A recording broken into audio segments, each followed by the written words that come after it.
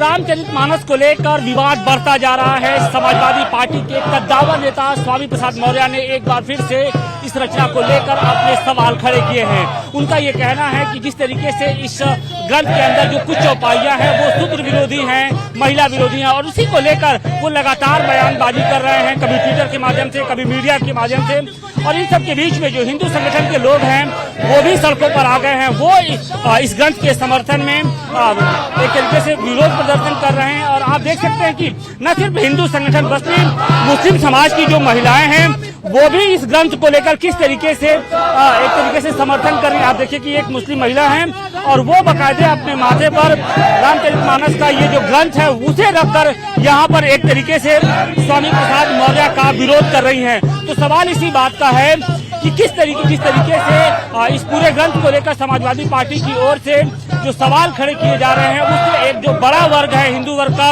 वो बिल्कुल आहत है। और उसी को लेकर देखिए ये अब स्वामी प्रसाद मौर्य को गिरफ्तार करने की मांग कर रहे हैं। इसके साथ ही पुतला जलाने की भी कोशिश कर रहे हैं। तो अब ये पुतला जलाया जाएगा और कहीं न कहीं इस पुतला जलाने के पीछे कहीं न कहीं जो लोगों की जो एक तरीके से विरोध की बात हो रही है उसी को एक तरीके से अपना ये दर्ज करा रहे हैं, अपना विरोध दर्ज करा रहे हैं। तो जो विरोध है वो कश्मीर से लेकर अब कन्याकुमारी तक जो समाजवादी पार्टी के नेता हैं उनका बढ़ता जा रहा है। तो अब बड़ी बात यही है, हम कुछ लोगों से भी बात करते हैं कि आखिर ये बताइए कि इस विरोध के पीछे की वजह क्या है।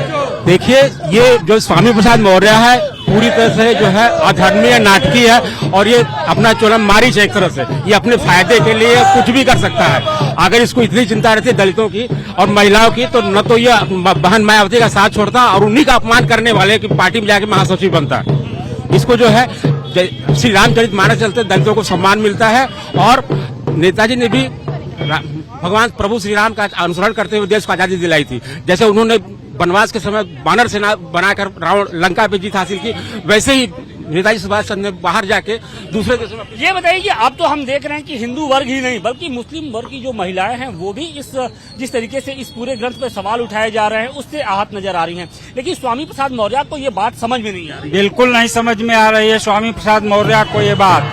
भारतीय आवाम पार्टी स्वामी प्रसाद मौर्य का इंतजार कर रही है कि वो बनारस में आए तो उनको मुंहतोड़ जवाब दिया जाए। इन्होंने समाज को जिस चौपाई का जिक्र रामचरितमानस में किया गया है ये अनपढ़ और गंवार आदमी है, इसको उस शब्द का अर्थ भी नहीं मालूम है। ताड़ना शब्द पर सबसे ज्यादा जो फोकस किया गया है वो एक अवधी हमारा रामचरितमानस अवधी भाषा में लिखा गया है और जिसका शब्द होता है देख रेख करना, न कि उसको प्रताड़ित करना। तो इसको उसका अर्थ ही नहीं मालूम है। अर्थ का अनर्थ लगा करके अर्थ का अनर्थ के चक्कर में वो समाज को बांटने के साथ ही एक जो बड़ा वर्ग है उसकी भावनाओं को भी आहत करने बिल्कुल कर रहा है। और मैं तो ब्राह्मण परिवार से हूँ, मैं बिल्कुल सभी ब्राह्मणों से अनुरोध करता हूँ कि भारतीय आवाम पार्टी सभी ब्राह्मणों का से अनुरोध करती है कि आप सपा पार्टी में आए। स्वामी प्रसाद मौर्य इस सपा पार्टी का भी बिल्कुल। नजमा ये बताइए कि सिर्फ हिंदू ही नहीं बल्कि मुस्लिम वर्ग भी जिस तरीके से इस पूरे ग्रंथ पे सवाल उठाए जा रहे हैं उससे आहत है, क्या कहेंगे आप लोग की? देखिए स्वामी प्रसाद मौर्य अधर्मी हैं और स्वामी प्रसाद मौर्य देखिए भारत में जब भी गृह प्रवेश भी होता है तो अखंड रामायण का पाठ बैठाया जाता है और स्वामी प्रसाद मौर्य अधर्मी हैं और भारत में पूरे देश में दंगा भड़काने वाली बात कर रहे हैं। और ऐसे दल का भी सभी लोगों को बहिष्कार करना चाहिए। और वो उनको अभी कैसे नारी की बहुत चिंता सताने लगी है। उन्होंने जहां बहन मायावती का अपमान किया था उनके मौत की साजिश रची थी और वो जाकर के उनकी गोद में जाकर के वैसा ही अपमान इस वक्त उन्होंने रामचरितमानस को लेकर किया है।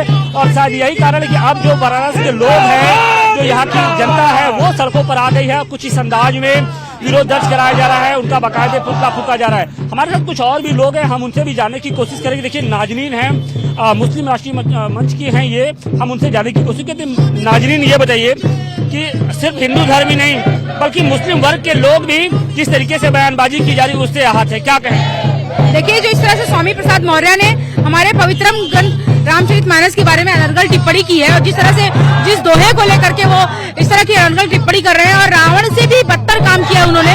रावण को आज तक लोग त्रेता से कलयुग तक लोग जलाते चले जा रहे हैं। आज इनको कलयुग में इस तरह का बयान दे रहे हैं, इसका मतलब ये है कि ये रावण से भी ज्यादा गैर गुजरे हैं और इनके खिलाफ FIR दर्ज होनी चाहिए, इनको कड़ी से कड़ी सजा होनी चाहिए, इनके खिलाफ दंगा भड़काने एवं धार्मिक भावनाओं को आहत करने का मुकदमा चलाया जाना चाहिए।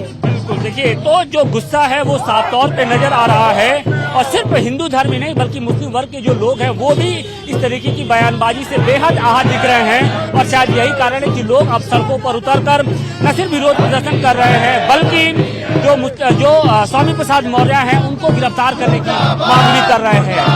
वाराणसी से अधिकेश के साथ आशुतोष सिंह, टाइम्स नाउ, नव भारत।